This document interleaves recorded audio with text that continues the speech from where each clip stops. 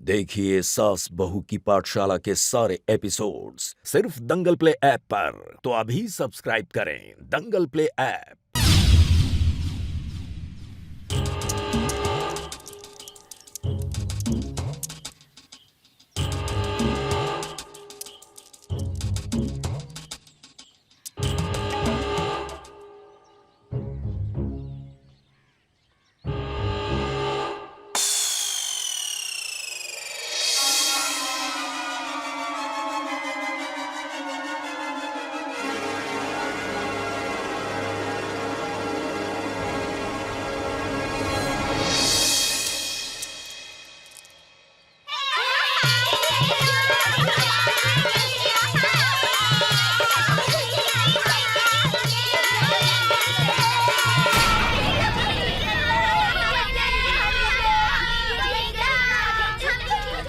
अरे घंटा जीत गईला। वहाँ सास बहू के पाठशाला चालू हो गई बा। हाँ, चले जाओ पूरे गांव में बता दिया जाओ। चले जाओ, चले जाओ, चले जाओ। चाचा, अरे चाचा, सास बहू की पाठशाला चालू हो गई बा। अरे भैया, सास बहू की पाठशाला चालू हो गई बा। अरे चाचा, सास बहू की पाठशाला चालू हो गई। सावधान, सावधान, सास बहू की पाठशाला शुरू हो गई। सावधान, सावधान, सास बहू की पाठशाला शुरू हो गई। सावधान, सावधान, सास बहू की पाठशाला शुरू हो गई। सावधान, सावधान, सास बहू की पाठशाला शुरू हो गई बा। सावधान, सावधान, सास बहू की पाठशाला शुरू हो गई बा। सावधान, सावधान, सास बहू की पाठशाला शुरू हो गई। सावधान, सावधान, सास बहू की पाठशाला शुरू हो गई। इन्हें आओ। का हो काका? का भइला? काहे भाई भाई ऐसा चिल्लाता रे? अरे तो के पता नहीं खे, सास बहू की पाठशाला शुरू हो गई बा। सावधान, सावधान, सास बहू की पाठशाला शुरू हो गई बा। ये सतरंगिया नौरंगिया दोनों गांव के टेंशन दे देले बाड़ी सन। अरे चाचा तो जाए दा ना, हमार का टेंशन बा। के बा हमार? न माई न मेहरारू। अरे ठीक बा, तोहरे बाल बच्चा ना हुआ तो हमरे चाचा बाल बच्चा हुआ ना, उनके बारे में सोचे पड़ी ना। हाँ तो हमारो आसाद बनी जब सोची। ए दादा, ए पापा, ए दादा, सास बहू की पाठशाला चालू हो गई बा। ए मई, दादी घरों में बिया की ना? ना, वहाँ के त नहीं थी। ढेर देरी से वहाँ के नहीं थी घरे। अरे बाप रे बाप, अरे ये कहवा चल गए पाठशाला में अब्बे चल के। ओके बताई हम। ए माई, दूगो खेत पटा देले बानी, एगो खेत खाली बाकी रह गइल बा। अब ओहू के हम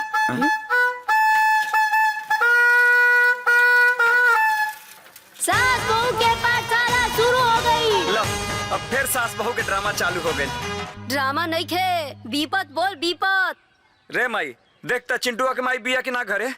दुल्हीन, ए दुल्हीन, सास बहू के पाठशाला शुरू हो गई। सास बहू के पाठशाला शुरू हो गई। सावधान, सावधान, सास बहू के पाठशाला शुरू हो गई। सावधान, सावधान, सास बहू के पाठशाला चालू हो गई बा। हे, हाँ बाबूजी। जाके देख बुढ़िया घरवा में बिया की ना। अरे ताकत हवे, जाके देख। ये सतरंगिया नौरंगिया मिलके पूरा गांव के तहस नहस कर दी है सब। अरे बाबू ए, चिंटुआ के माई नहीं खे। लो, ये हो गई पाठशाला। ए बाबूजी, हाँ। अरे घरवा में नहीं खे। नहीं खे ना, गैल पाठशाला। ये नौरंगिया सतरंगिया मिल के पूरे गांव के बर्बाद करे में लागल बाड़ी सा। ए बहनी लोगन, अरे हमार बात कान खोल के सुन ले लोगन। यदि पतो तनिको अनाप शनाप बोले ना, हाय ताया तो खींच के मुंह पे मारे थप दे, उनका मुंह टेढ़ हो जाए। जल्लू तई बाड़ी सतरंगिया सास। इनकर पहला मिशन है पतोहन के प्रति शासन के भड़कावल, ताकि कौनो पतोह चैन से ना रह पावे। कान खोल के सुन लो लोगिन, यदि केहू के सास केहू पर हाथ उठावे तो ना उम्र देखे के बा और ना लिहाज करे के बा। धो के कड़कड़ा के हाथ घेट मरोड़ देवे के बा। और ये बाड़ी नौरंगिया बहू, और इनकर भी पहला मिशन है शासन के प्रति पतोहन के भड़कावल, ताकि कौनो सांस चैन से ना रह पावे। डरैया मत लोगन। जल्लू अब पतो से डराइबू लोगन ना, तब पतोहिया ऐसे ही गोबर पतोहियन सन। जल्लू खूब नाटक पसारे के बा और खूब भोगल पसारे के बा। ठीक बा। अब पतोहे से तनिको डराए के ना बा।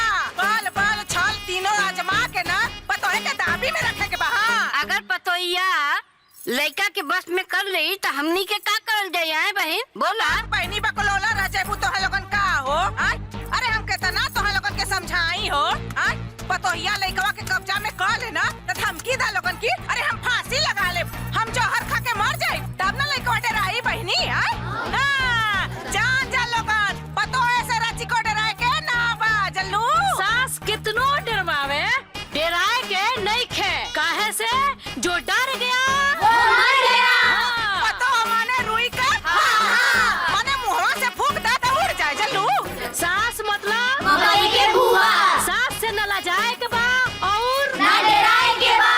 देखिए सास बहू की पाठशाला के सारे एपिसोड्स सिर्फ दंगल प्ले ऐप पर। तो अभी सब्सक्राइब करें दंगल प्ले ऐप। आए बहनी लोगन पतो कानी जिंदाबाद बहू रानी घर के महारानी सास का शासन कायम रही। तनिको पतो है से डराए के नहीं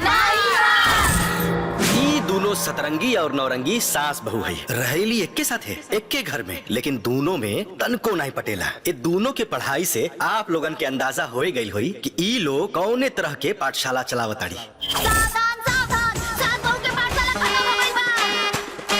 सावधान सावधान सास बहू के पाठशाला खत्म हो गई बा।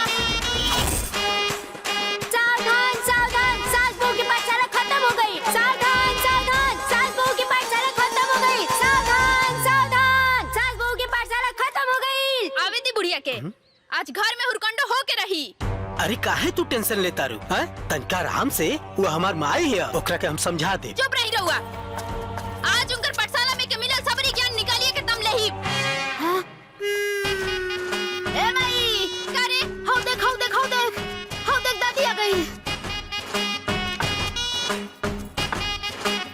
का हो बूढ़ी सीख के आ गइलू सास बहू पाठशाला में? का सीखलू हा कि पतोही से कैसे लड़ाई करे के बा? दाली में नून कम हो गइल, तरकारी में हल्दी कम हो गइल। हां इहे कुल सीख के आइलू हा? सतरंगिया से 7 रंग सीख के आइलू हा? अरे ए माई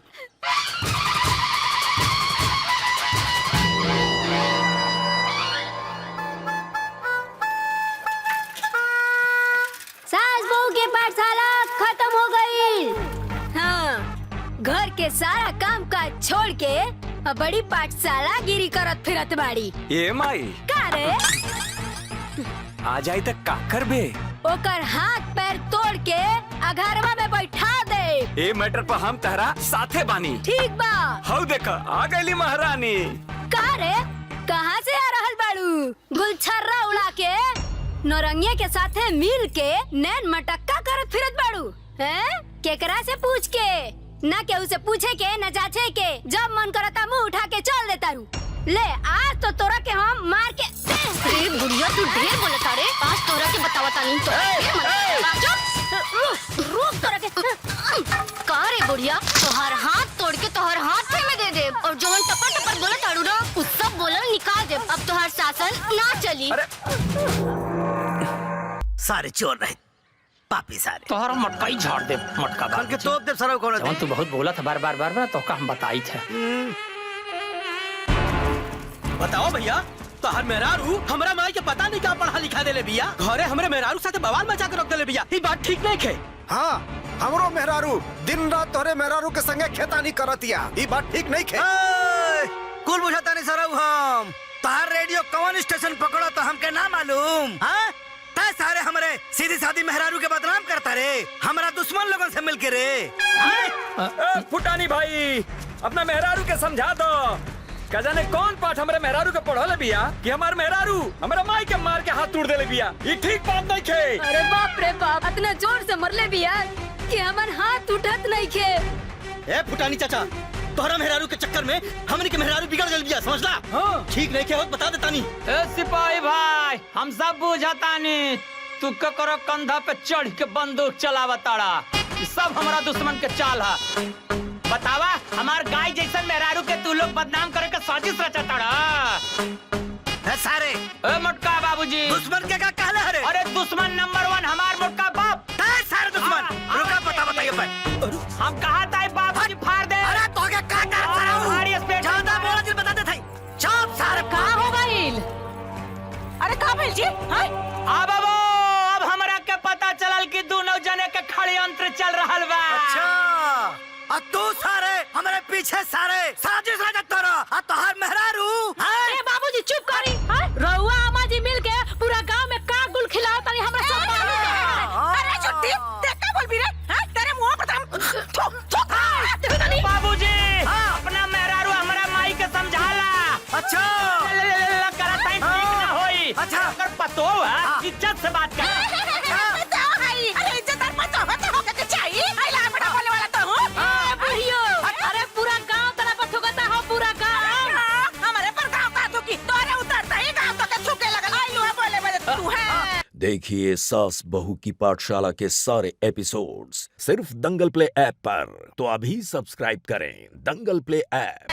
अरे सारे हमारा मेहरारू को पूरा गांव बीआईपी कहत हो और तय सारे कहत हमारा मेहरारू बुढ़िया हो। बुढ़वा मटका तब पूरा गांव तो का कहला बीबी के गिल्ला बीबी के गुलाम।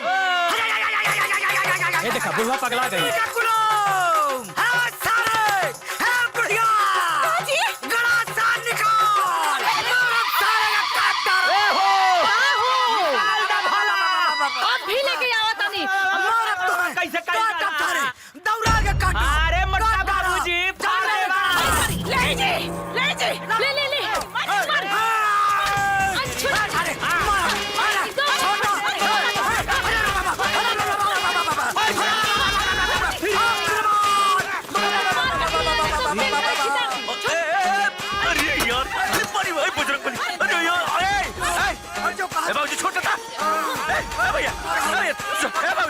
अरे रुका जा यार, अरे छोड़ा जा, छोड़ा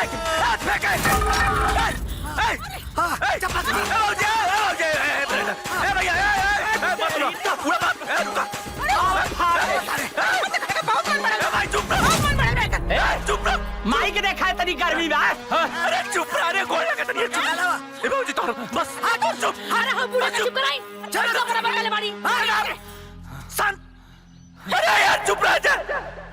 4 दिन बाद हमार बियाह बा। अरे हमार ससुराली वाले का सोचे सन हमनी के कुछ इज्जत बाकी ना। का चाहता रह जा, हम जिंदगी भर रोडुए रही। ए बस। ओम मंगलम भगवान विष्णु मंगलम गरुड़ध्वज मंगलम पुंडरीकाक्षाय मंगलाय तनोहरि वक्रतुंड महाकाय सूर्यकोटि समप्रभ निर्विघ्नं कुरु मे देव सर्वकार्येषु सर्वदा शांताकारं भुजगशयनं पद्मनाभं सुरेशं विश्वधारं गगनसदृशं मेघवर्णं शुभांगं लक्ष्मीकान्तं कमलनयनं योगविद्यानरगभ्यं वन्दे विष्णु भवभयहरं सर्वलोकैकनाथम्।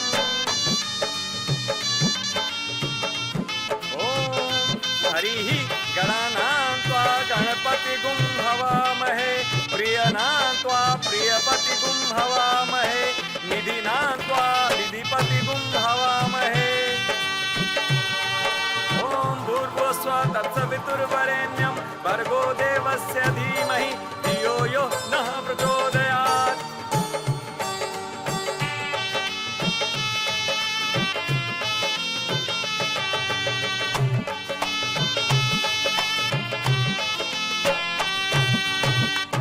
देखिए सास बहू की पाठशाला के सारे एपिसोड्स सिर्फ दंगल प्ले ऐप पर। तो अभी सब्सक्राइब करें दंगल प्ले ऐप। दुल्हन बहुत शौकीन हो सासू मुखड़ा दिखाई दा।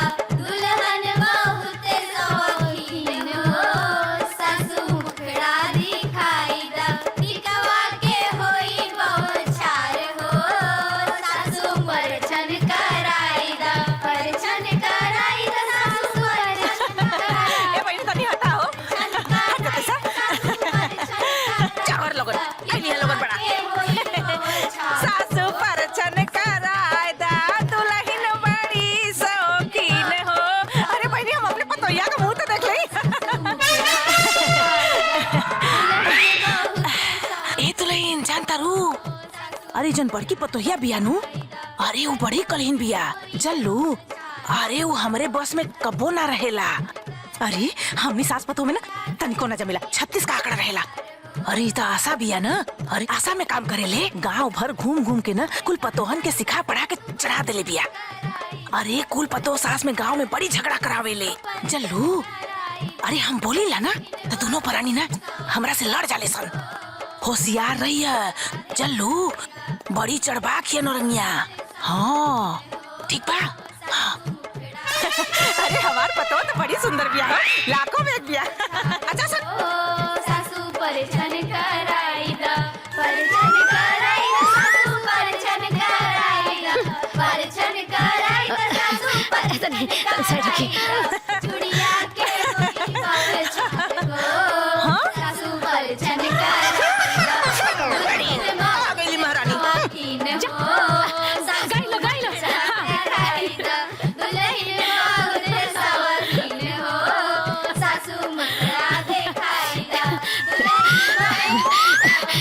दुल्हन हैला हमरा तरफ से सोना का अंगूठी मुंह दिखलाई। ए दुल्हन तारा से एगो बात बता देवे के चाहता नहीं।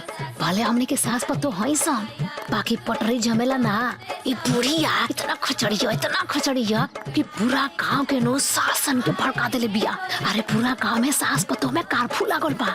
यही से हम तनी दूरी बना के रहिले। हो सके तो तू दूरी बना के रहिया। हाँ। चल तनी। देखिए सास बहू की पाठशाला के सारे एपिसोड्स सिर्फ दंगल प्ले ऐप पर। तो अभी सब्सक्राइब करें दंगल प्ले ऐप।